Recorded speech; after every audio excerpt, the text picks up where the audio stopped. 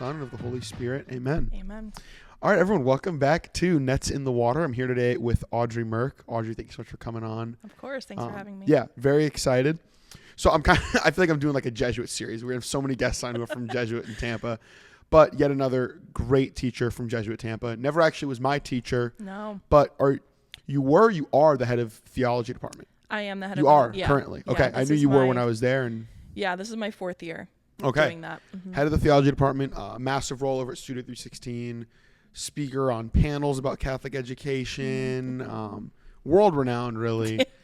Yeah, just international. International. Not You're quite. international. No, You're not worldwide. At all, but they actually called Audrey the pit bull of Catholic education. Mrs. Worldwide. You're Mrs. Worldwide. 813. Yeah. Okay, that's big. Yeah.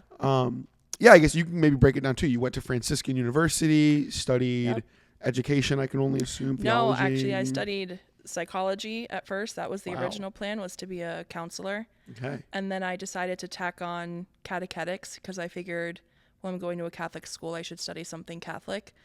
And then in my first catechetics class, I just instantly was way more hooked on that than any of my psychology stuff. So I kept the psych for a couple years, but then just picked up theology instead. So started psych, but then ended up theology catechetics. Why catechetics over, like, I feel like I normally hear people be like theology or philosophy. Yeah. What catechetics? Catechetics is specifically the art of handing on the gospel, right? So you have to understand theology in order to hand it on. But the difference is, I mean, you can study theology and then just go the theology route, right? Like you can get your licentiate, you can write books, you can be a theologian, so to speak. But a catechetics degree is all about following the tradition of the church and handing on and proclaiming the kerygma. So it's kind of the teaching component of theology. Okay. So there were courses on like how to make a curriculum, for example, that's based in theology. Also like how to work in a parish, that type of stuff. So I liked the practical side of it. When I signed up for it, I really did not know what I was getting into. I just met one of the professors and they said it was something Catholic, and I thought, all right, I'll add that as a major. Like, why not? We're here. And then we just stuck with it, and I added theology because I quickly realized, okay, I actually need to know good theology if I'm going to be teaching theology also, in ministry. Okay. So, That's that lines up a lot with this podcast. It's great. I don't know you majored in catechetics, but that's sick. Yeah. So you majored in catechetics, then did you just go straight to Jesuit after college, or did you? No, funny story. So I applied at Jesuit my senior year at Franciscan, and I did not get the job. What drew you to Jesuit? How did you even know to apply to Jesuit Tampa? So I was looking for any job, honestly. Okay. Like we were trying to find work, and I came across the job opening, and I remember looking at the school's homepage and being incredibly struck by how Catholic it seemed. And I was just completely overwhelmed. Like there was a YouTube video of the freshman retreat where they all were having a Eucharistic procession, and I was like, this looks like the best Catholic school in the world. And I remember going to the directory page to look at their theology faculty, and there was just one woman on it. And so I remarked, who is Mrs. Henry, or Miss Garnham now, she's incredible. And I remarked to my college roommate, you know, oh, I really want to apply here, but I don't know, like it's an all boys environment, there's only one woman. And she paused and she said, wait, what's the name of the woman? And I told her name, and my friend just freaked out because my friend, when she was in high school in Albuquerque, had Mrs. Henry as her theology teacher. Wow. And she was like almost fully responsible for my best friend's conversion. So like without her, I mean, we were randomly assigned roommates freshman year. We stayed roommates, we stayed best friends. And she was constantly talking about how incredible her high school theology teacher was. So I'd always heard about this woman, but we didn't know where she was. And turns out she ended up in Tampa. So I reached out to her, interviewed with her and Father Huff. And it was just an incredible time, but I didn't get the job because I had no experience. And then, you know, I got a job teaching in Philly. So I went to Philly for the first time in my life and taught there for a year. Okay. And then moved down to Tampa because my family had all kind of moved down to Florida at that point. Reconnected with Mrs. Henry, and, you know, 4 or 5 years later came over to Jesuit, and she and I are still good friends, and it's incredible. And I love Jesuit. It's a incredible place to be. Yeah, I mean, I'm with you. I think it's the greatest Catholic school in the world. Yeah, which I'm biased a little bit, but a bit biased, but no, Miss Henry is also sick. She was my sacred scripture teacher sophomore year. But that's, I mean, the providence too for you to end up in Tampa is No, is amazing. completely God's doing. Yeah, and what do I you? never would have imagined moving to Florida in my lifetime. And so what do you teach now? So now I teach apologetics Okay, to the seniors, and then we just started an elective class that got approved, and enough students signed up to take it, which is so exciting. And it's called Catholicism and Culture. Okay. And it's an honors course, and I have 10 students this semester, 10 students next semester. That's sweet. So those are the two things that I'm doing now. Okay. And what sort of stuff do you normally cover in that kind of? So essentially the main goal is that at the end of the course, they're able to judge everything going on in the culture through a lens of Catholic tradition. So in our first unit, we're really just going over what has the church said about her relationship with politics, about her relationship with science, her relationship with the economy, what's the church's relationship with culture in general. And so right now we're just kind of getting steeped in what that looks like. And then once those bases are covered, we're going to start looking at things actually going on both historically and seeing how the church handled that, and then current events. So it'll definitely be fun. We also watch Lord of the Rings on Fridays because that's just a perfect blend of culture and literature and Catholicism. Totally. So it's been a fun class to teach, and the boys all want to be there. So it's like a rock star group of kids. That's always so clutch. Yeah, I remember incredible. My senior year with the elective, it was like so nice to actually have people who wanted to be there. Yeah. That sounds very similar, I guess, to the kind of the main topic of this podcast too, of like this worldview of Father Giussani, whose communion and liberation is based off of. We have an episode with Pat Phelan talking about that. Great. Yeah, I mean, it was awesome. I grilled him on it for like an hour long. It was very fun. Good. But it sounds very similar to that, and I guess kind of the lens of Catholic education we want to explore today of like, what does it mean to be a teacher and an authority figure in the classroom with this understanding of Giussani's work? First off, who is Father Giussani? What is all this about? Because I don't even know if I remember. Yeah, fair question. So Father Giussani was recently approved the beatification process. So he's been servant of God, and now I believe that they're forwarding him for beatification. But so Luigi Giussani was a priest in Italy in like the 50s and 60s. And for all intents and purposes, he was really primed to keep moving up the ranks in the church. Like he was a Monsignor. And one day he was on the train in Italy, and he heard some students speaking about the faith and how the faith was completely irrelevant to them and to their lives. And he began to speak with them and listen to what they were saying. And so he asked his bishop if he could be moved to teach in the public schools. That way he can get a full understanding of what is actually going on, right? Without that filter of, we're in a Catholic school, here's what we're supposed to say. Because at the time also they still taught religion in public schools in Italy. So, which is crazy. That's sick. Yeah, that's crazy. So he goes to this Catholic school and he gets to know the students, and that's kind of where it all begins and where his educational pedagogy starts to get formalized. But essentially he ends up starting this movement called Communion and Liberation, which often at first, the first time you hear that phrase, you kind of, I don't know, you tend to think this isn't sketchy. legit. Yeah, it sounds super sketchy. Because you think liberation theology or communism and everything. But he ironically intentionally did that because the students at the time in Italy were very influenced by communist and socialist thought. And they had this idea that if we're all together, we can do anything, right? So it was like they were making a god or an idol out of community. And his proposal was that communion, specifically with Christ in the Catholic Church, is what liberates you and what sets you free, not just communion for the sake of communion, not just togetherness. So he put that name as its title, so to speak, knowing that it would probably draw in the people that he was trying to draw in and trying to transform. So it sounds super sketchy, but it's actually incredibly catechetically smart what he did by calling it that. Yeah. Which also sounds in line with the understanding of like culture.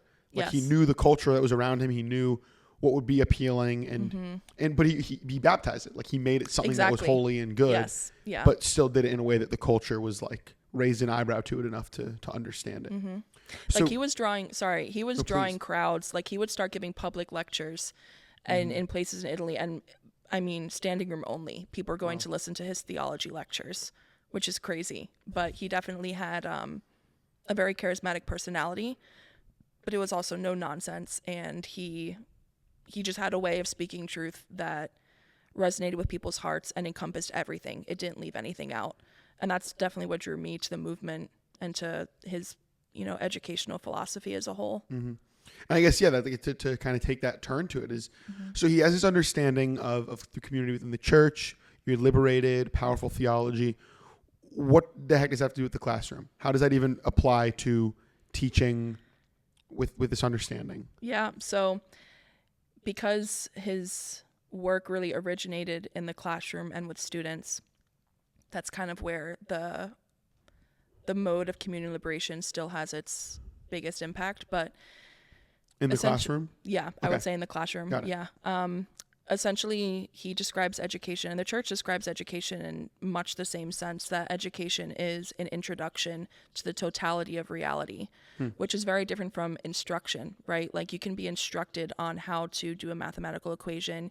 You can be instructed on how to use, Microsoft Excel, for example, right? But education is about growth of a person, right? So it's bringing the student further and further into reality and helping them to judge what is actually going on in the world. So it takes all of their subject areas and views them as an integrated whole. And through that lens, the student can actually embrace all of reality more fully. So in the classroom, like definitely with the Catholicism and culture course I taught, it was very much inspired by Giussani and his method, is that the faith is something that has a place in every single aspect of life. So if something exists, Christ is allowing it to exist, so it must matter, right? So I think oftentimes the preconceived notions that students come into with the theology class is that it doesn't matter. It's not towards their GPA, although Jesuit does count it towards their GPA, but colleges might not, depending on what they're looking for. That it's just disconnected. It's not necessary, right? Like, so the kid might be really Catholic, but he wants to be a scientist, so he doesn't have to take his theology as seriously or something like that.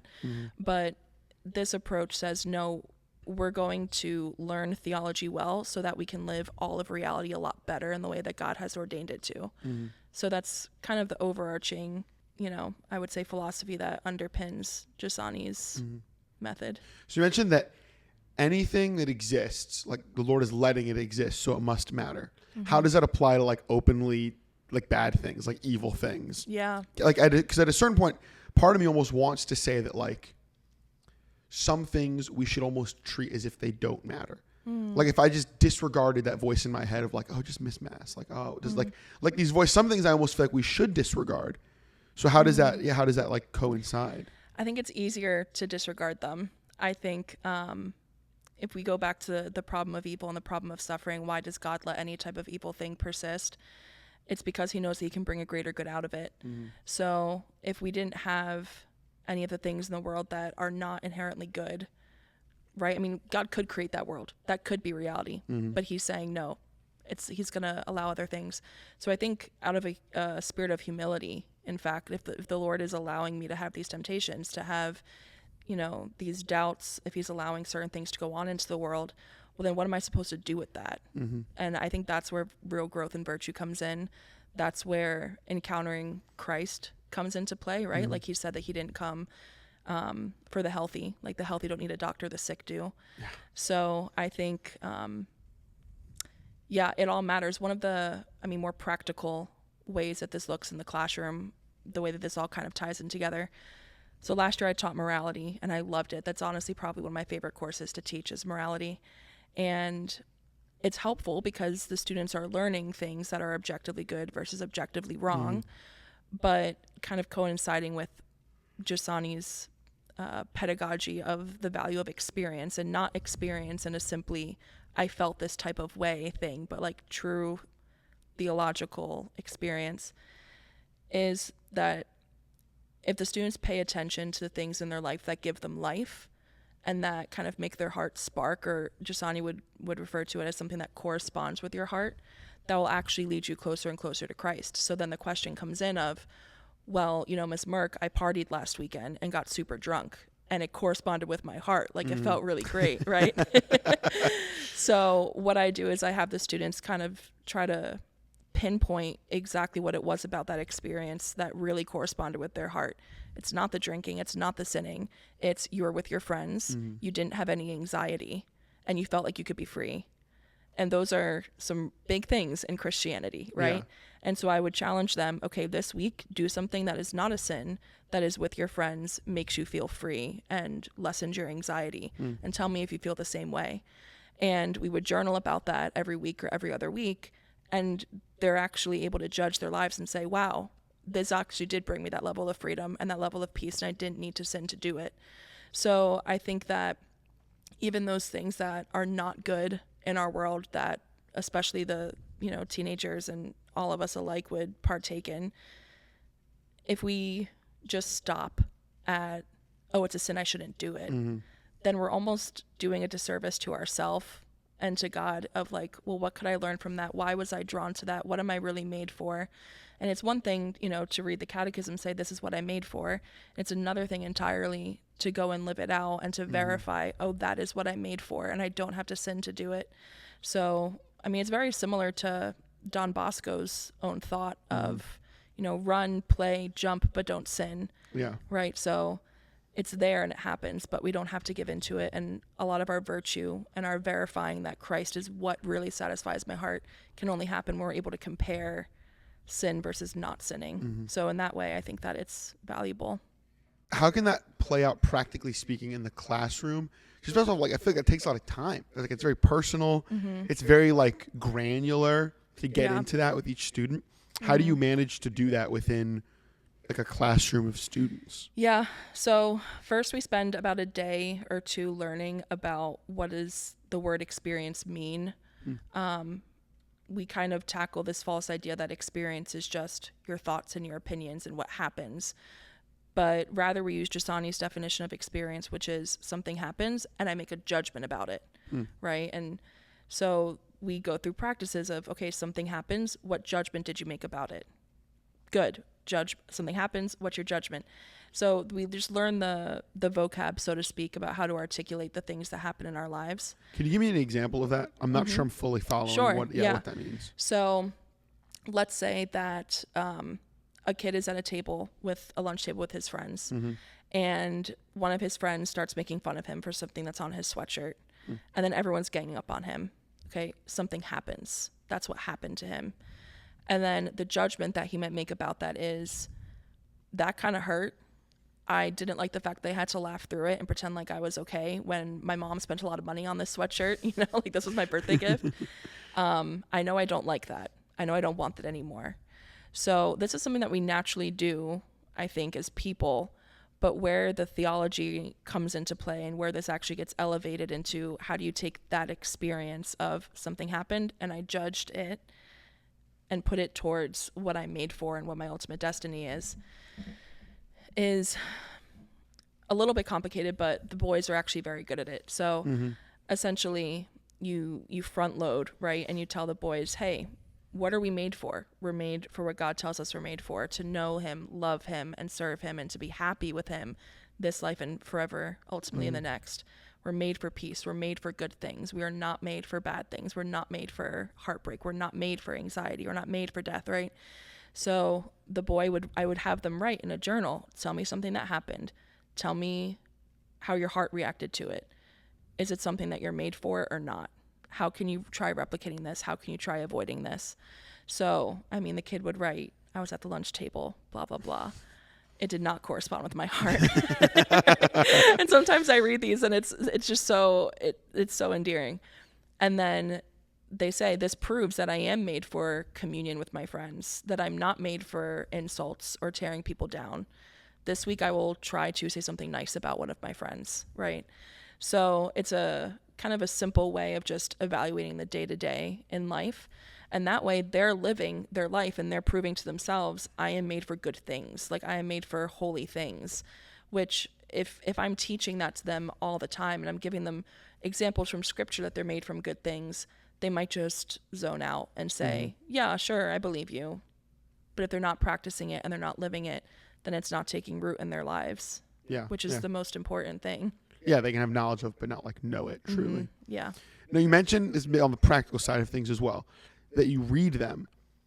as like a teacher, do they sometimes submit them? Do you have to read them within that, like the boundary of like, I'm sure there's some stuff they write down that they don't want to share. Yeah. How does that work practically speaking in a classroom? So I don't ever collect their physical journals, but what I'll have them do is if they're writing something like this, I'll tell them ahead of time, I will read this for a grade. And then I have them just take a picture of that page and that page only and submit it to Canvas. That way I'm not going through the depths, right? Because sometimes they are writing personal things and I want them to be able to write that without having me see it or grade it, right? That's not appropriate.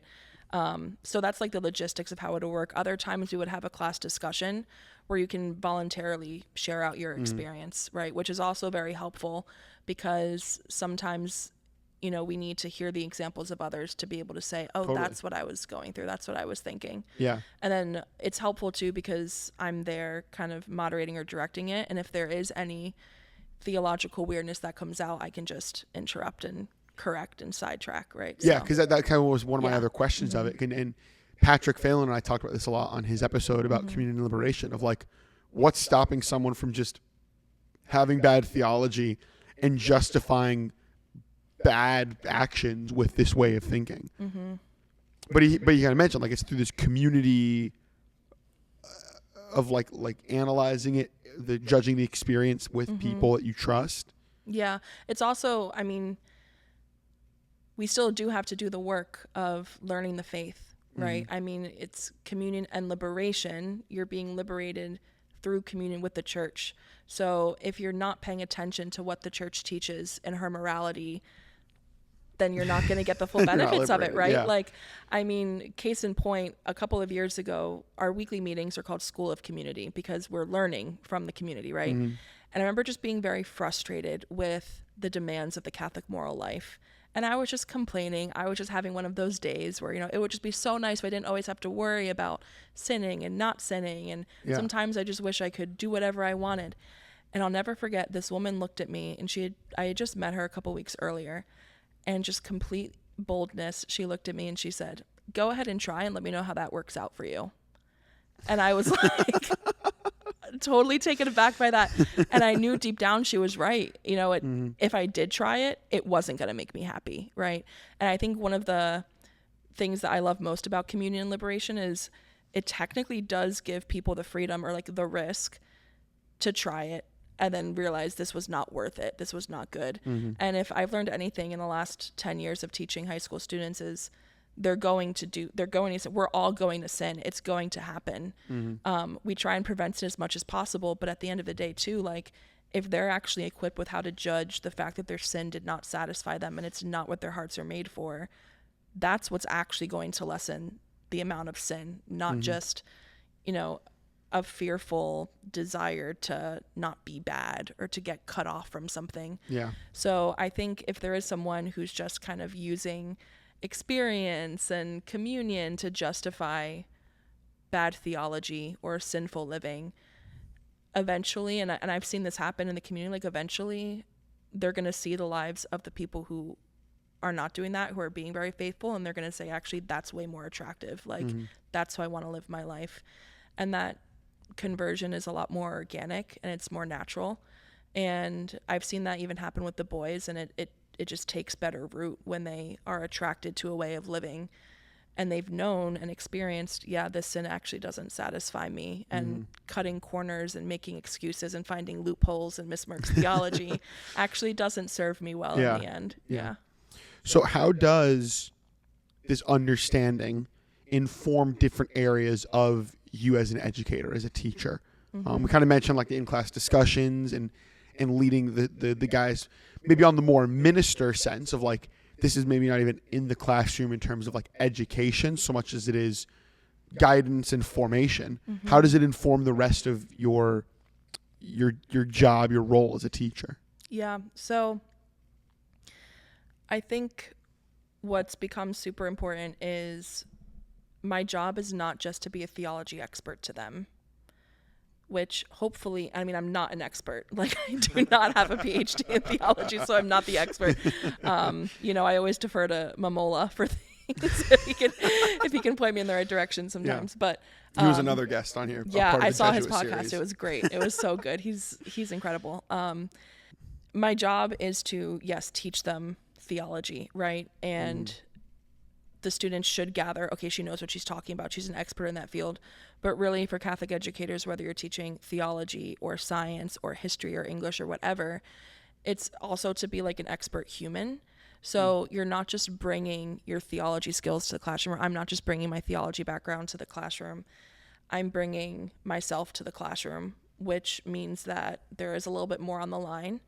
But the students are able to see what's going on and recognize like, oh, she's living this. This is something that's all encompassing in life. I'll give an example for when I was in high school. I was just about to ask for examples. Of like the opposite as well. So that, okay, because I think that'll really clear it up. Great. So I was a huge math and science nerd in high school. Like I was a mathlete. I took like 7 or 8 sciences. Like before I wanted to be a psychologist, I wanted to be an astrophysicist. Like we were really all over the place in high school. And senior year, I had an AP bio teacher I just thought he was like the coolest guy. And he was super smart, super, super qualified in his field. And I remember applying to Franciscan, getting in, and, learning that I was going to study psychology and catechetics. And when I told him, I was like, Mr. Mack, guess what? Like, I got into college. I was so excited thinking this is a person that I respect and he respects me. And, our class was his best class. And, I modeled him and emulated him in a lot of ways. So he was, the authority on science and other things in life. And he asked me, oh, where are you going? And I told him, oh, this small Catholic college in Ohio, Franciscan University. I'm going to study like religion and psychology. And without missing a beat, he goes, what a waste. And I remember just standing there thinking and feeling crushed, right? That like he thinks I'm wasting my potential. And interestingly enough, at that moment, I think the judgment that I had made was, this is no longer a person that's a real authority in my life, meaning like, obviously I still respect him and liked him as a science teacher, but he's so limited in what he can show me about life. Like he's just this specialist. But if he views something in my life as a waste, then what does he really have for me? So when I was reading and kind of encountered Jasani's method, it really spoke to me, because one of the hallmarks of this for Catholic educators, and going back to what we were saying about everything matters, is that we communicate, and I try to communicate to my students that nothing in their life is a waste, right? Like nothing in their life is not there to examine and to bring you closer to God. So, when a student asks a difficult question, or when they come to me about something going on in their life, there's something about that, like it matters. And bringing that into the classroom as, hey, your life matters, and this theological lesson is actually going to help you realize what matters most in your life, and it's going to connect it to everything, just kind of sets a different tone from, I'm going to teach you theology, and then you do with it what you will. Or I'm going to teach you and be the expert on theology, and if you want to be a good Catholic, you have to now shut out the rest of your life in order to do that, which is not good. Right?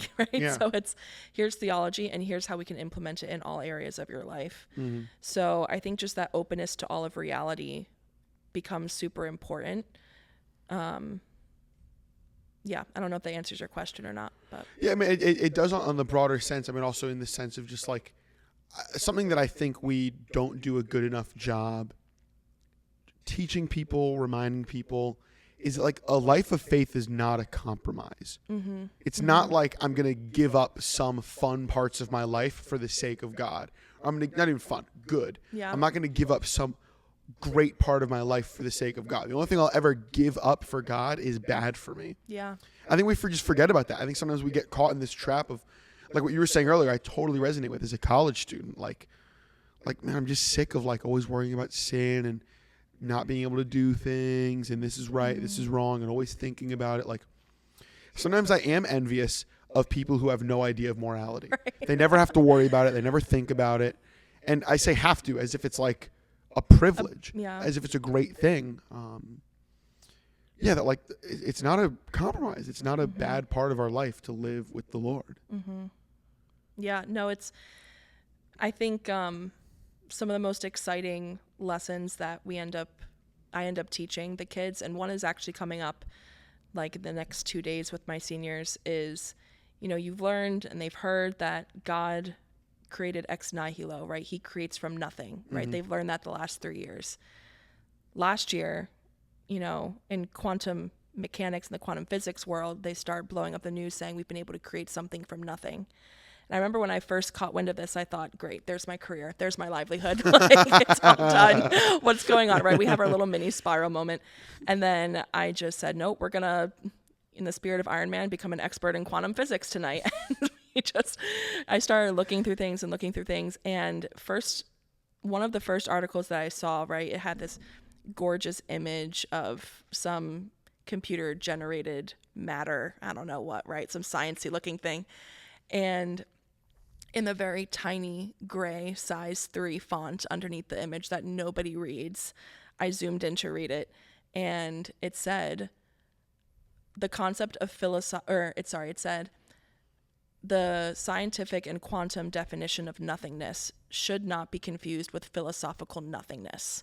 Rather, our idea of nothingness is actually a highly charged electromagnetic field that, when manipulated, can cause ions to pop into and out of. And I thought, well, there it is, right? And like, we have a big sigh of relief, but it's a fun lesson to teach the boys of, we show them the article and I kind of let them panic for a little bit. And we talk about what the consequences of this would be, right?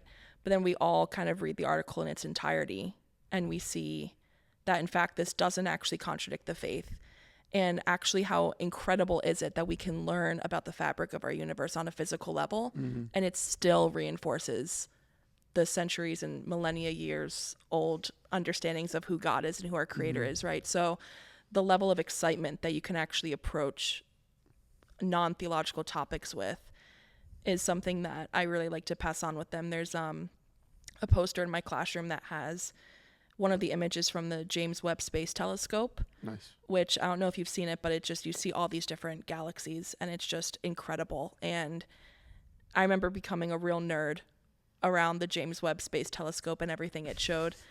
And I just made it into this massive poster, but on the bottom I put the psalm, what is man that you care for him? What is a person that you look out for them? I'm terribly paraphrasing the psalm, but it brings into mind like God, creator of the stars in the universe, who set the stars in their sky, I think is what the psalm says, and did all this grand work. Who is man that you think of him and that you love him? Yeah. To kind of show that, theology and the faith is not this one room part of your life that you just have to shut the door on and then go live the rest of your life and have a blast. It's actually something that when you let loose and you look at the world through the lens of faith, everything else becomes so much more exciting and so much more available to you, including science, including English and literature and just everything. So those are like little ways I like to weave it in to the class. But yeah, totally. And I think I just love, I love the Catholic understanding of science too. First off, that like every great understanding of like, not every, but like so many are from Catholics. Catholics are so active in the sciences and all of that. But either way, that like, learning more about the universe is allowing us to more informedly glorify God. Now we know more about what he did and we can glorify him even more because I know what he made. Like, it's great. Last summer, I was able to go to the Vatican Observatory outside of Rome. That's sick. And brother, it was incredible. What a great start to a story. Right, casual start. And Brother Guy Consolmagno, who's a Jesuit, he's like the Pope's astronomer. He's the head physicist for the Vatican Observatory. He was giving us a tour. Okay, another sick part of the story. It was a whole Ignatian pilgrimage. It was an incredible, incredible thing. And I remember just following closely behind. Everyone else was being cool and like keeping their distance from him. And I was like a puppy dog. I was like, I'm going to be right next to you this whole time. So we go up onto the roof and he's taking us into where the telescope is.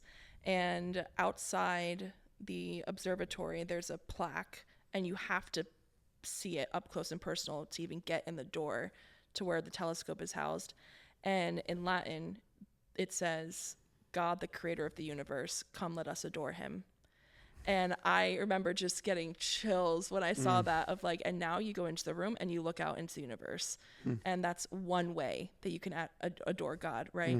So, I mean, it still doesn't compare to the Eucharist, but it just blows my mind. And so, you know, how that kind of all translates back to me being a teacher for the boys, like showing my interest for all of the things that I know that they're interested in, and showing like this is how God is there as well, and how God actually elevates it to a level beyond our imagination. It's just it's fun, honestly. It's exciting and it's great. And I mean, St. Paul said, become all things to all people in order to save some. I thank God that I am not a 17-year-old boy, and that I never have been and never will be. But coming and working at Jesuit, like I suddenly had to learn about stocks, and I had to learn about football, and I have to learn about, you know, whatever else, and see, okay, well, yeah, if this exists, it must matter. There must be good there. How can this be, you know, blended with theology? So, and the boys tend to enjoy it a little bit, I think. Yeah. So. All right. So pretend I'm a teacher and I'm coming up to you and I'm like, Audrey, I heard all this. This is great. This sounds awesome. Community liberation, Father Giussani, this is sick. What should I do, practically speaking, like very carnally, to incorporate this into my classroom? What steps can I take?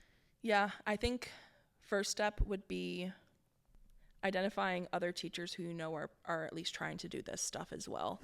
And, you know, becoming friends with them, or at least trying to form some type of a relationship with them. That way you're not doing it alone. Like you have someone you can continually talk to and run things by. The second thing, practically speaking, is to read The Risk of Education by Giussani. It's not long. It's like super short. The Risk of Education. It's called The Risk of Education. Okay. Yeah, and it is incredible. That is such a clear, it's probably one of the clearest and most easy to understand things that Giussani has written. It's very practical as well. Okay. It's a great blend of theology, philosophy, and the practice of it. Is this a book for educators, basically, like for teachers? Actually, it's a book for everyone, which is also kind of confusing, like classic Giussani. But it's definitely, I think, most applicable to teachers. It's really a book for anyone who's involved in the education of children. So teachers, but parents whose primary role it is to educate their children. Totally. But also coaches, mentors, things like that. Okay. And it explains and highlights everything in his philosophy, which really isn't too different from the church's own philosophy. Like if you go back and read all the church documents that have ever been written about education, Giussani is not reinventing the wheel. Yeah. I think we have a very interesting approach to education because we're in the United States, where education and our culture is not very Catholic. It's been very Protestant from the start. And then our school system is really built off of, you know, industrialization. So we have a real difficult time with education here in terms of how it happens. And but what the church has proposed for the methods of education have been somewhat very consistent actually, and Giussani's methods are not that different. So I think it's a really good primer in Catholic education from his perspective, but also from the rest of the church. Okay, so just find people around you that are willing to tackle that work with you. And then read this book. And then try it out. I mean, verify it, right? So like try teaching a lesson where maybe you're bringing a bit more real life into it, or maybe you're starting to spend a little bit more time teaching the boys how to judge their lives and compare it to what they've learned in theology. And I mean, I'm confident you'll see some really good benefits coming from that. Yeah. Now, what would you say to a teacher who's just kind of like, all right, that's cool. I wish I was a theology teacher so I could incorporate that. It's a shame I don't teach theology. I don't know. Like, I think of teachers like Mr. Noyes and Mr. Barlan, Mrs. Hamrick. Like, these are science and English teachers who connect their content to God. And to be honest, sometimes I actually wish I was teaching something other than theology because the boys might pay a little bit more attention or have a little bit more buy-in from day one. Yeah. But I would say really if education is about introducing the student to all of reality and it's specifically a reality that has been conquered and redeemed by Christ the King, then teach your content and teach it very well and teach it completely accurately and as passionately as you can, with the context that the greater you are at science, the better you learn literature or history, the better you are, or the more capable you become at actually interacting and living this reality in which God is present, right? Like, God became man, period. He lived here. He was here. He is still here. Like, you know, the word became flesh and dwelt among us. God so loved the world. He didn't hate the world, right? So the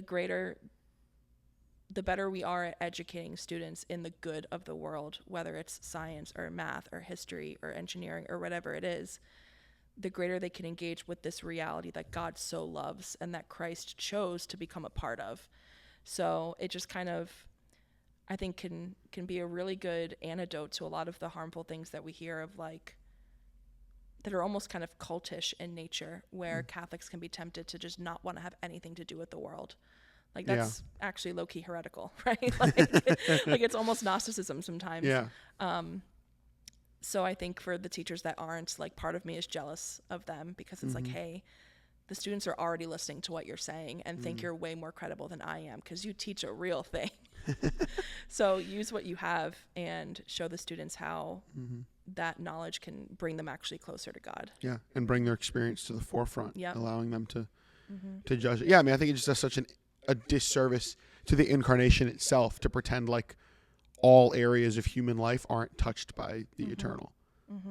Like he was on earth. Like, that's the end of it. Science is now part of theology. Yes. like it always was, but now it's like very carnally. Like, everything Jesus did these things. So it's the end of it. I mean, I think it's a really beautiful kind of summation, or at least outlook, of what it means to be a teacher in this understanding of, like, allowing your students to judge experience, look in the world, bring in culture, and through all of that experience God, like, through these very real, very attractive things, and allowing them to actually be what they're supposed to be, which are arrows pointing towards God, towards heaven. Yeah.